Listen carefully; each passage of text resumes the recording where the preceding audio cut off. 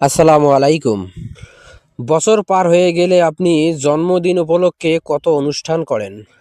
আসলে কি ভেবে দেখেছেন আপনার জীবন থেকে একটা বছর চলে গেলে আপনার জীবনের হায়াত থেকে ১ বছর কমে যায়? সেটা আপনি চিন্তা না করে সেটা নিয়ে আপনি কত আমোদ ফুর্তি করেন, কেক কাটেন, কতজনকে দাওয়াত দেন, কত জায়গায় ঘুরতে যান, কত আনন্দ করেন। আসলে আমাদেরকে বুঝতে হবে আমাদের জীবন থেকে একটা বছর হারিয়ে গেল। আমি যদি ১০০ বছর বাঁচতাম সে জায়গার থেকে যদি আমার একটা বছর চলে যায় তাহলে কত হয়? ৯৯ বৎসর। তাহলে আমার জীবনে কি আনন্দ আসার কথা না কষ্ট আসার কথা?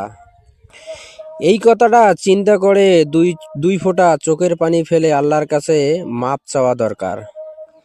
সেটা না করে আমরা কত কিনা করি না বুঝে।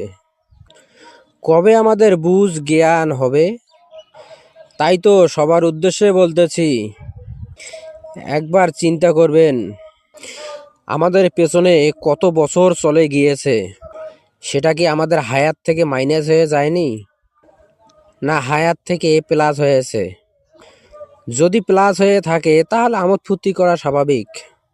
আর যদি মনে হয় আমি ১০০ বছর বাঁচবো, ১০০ বছর থেকে আমার এই দিনগুলো চলে গিয়েছে মাইনাস হয়ে, তাহলে আমাদের কি কান্না করা দরকার, আল্লাহর কাছে মাপ চাওয়া দরকার যে জীবনের যে পেছনের দিনগুলো চলে গিয়েছে সেই দিনগুলোতে কতই না ভুল করেছি, কতই না গুনাহ করেছি, কতই না পাপ করেছি অজানা জানা। তাই তো বলতেছি বিবেকটাকে কাজে লাগান। আল্লাহ তাআলা এই দুনিয়াতে আমাদেরকে মানুষ বিলে পাঠাইছে। হুশ বুঝতে হবে, হুশ জ্ঞান বিবেক আছে বলেই আমরা মানুষ। তাই আমরা এখন থেকে প্রতিজ্ঞা করি, নিয়ত করি, আমরা মুসলমানের ঘরে আমাদের জন্ম, তাই আমরা কখনো আর এই জন্মদিনটা পালন করব না।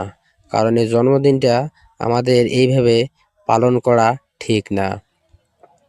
যেটা এর আগে বললাম যে আমাদের জীবন থেকে আরও একটা বছর হারিয়ে গেল, তাহলে আল্লাহর কাছে ২ ফোঁটা চোখের পানি ফেলে আল্লাহর কাছে মাপ চাওয়া দরকার। এভাবে কেক কাটা, এভাবে অনুষ্ঠান করা, এভাবে আমোদ ফুর্তি করা এটা একদম যাবে না।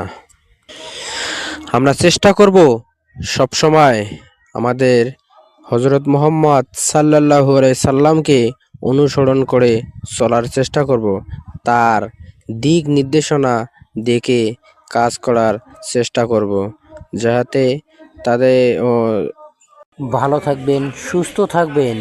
আজ এ পর্যন্তই। আবারও কোনো এক ভিডিওতে আবার দেখা হবে। চ্যানেলটা সাবস্ক্রাইব করবেন, পাশে থাকবেন, লাইক কমেন্ট করবেন। আল্লাহ হাফেজ।